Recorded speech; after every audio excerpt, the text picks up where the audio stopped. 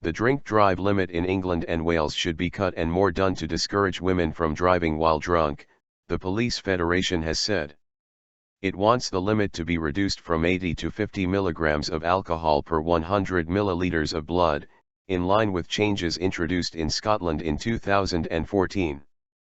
Female drink driving levels are not falling quickly enough, it also said, as warnings are not getting through. The Department for Transport said tackling drink driving was a priority. Changed habits. The number of casualties and accidents caused by drinking and driving has been falling steadily since 1979, when detailed reporting began, according to data from the Department for Transport.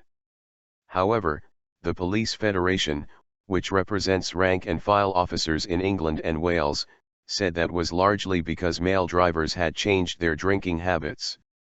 It said more men than women were still caught drink driving, but female convictions were not decreasing at the same rate.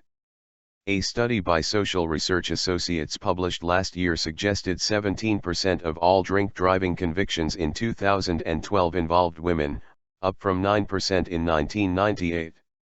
Victoria Martin, a Police Federation representative, told BBC Radio 4's Today programme that figures suggested women's drinking habits aren't changing.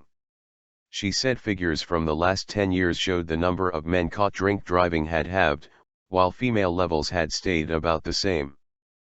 Public safety messages about driving while drunk were not getting through to women, she added. Lucy Rocca, the founder of Sobristas, a social network to help women stop drinking, said women were not being featured in public health campaigns and advertising and, as a result, were not connecting with drink drive warnings. She said many women were reticent to admit they had a problem, adding, "It is women not wanting to admit they are drinking too much and not taking that into consideration when they get behind the wheel." Strengthening enforcement. BBC Home Affairs correspondent Danny Shaw said the proposed lower limit in England and Wales would mean in some cases a person could be breaking the law after drinking a pint of beer. Northern Ireland is already considering a similar plan. Prosecutions for drink driving in Scotland have fallen by a third since it adopted the new limit in December, which our correspondent said suggested motorists were being more careful. The Department for Transport said it would look at the best ways to improve road safety over the next few years. A DFT spokesman said, "We have strengthened enforcement by removing the automatic right for drivers who fail a breathalyzer test to demand a blood or urine test. This has denied people the chance to sober up while waiting for the test to be taken. High-risk offenders are now also required to prove they are no longer alcohol dependent before being allowed to drive."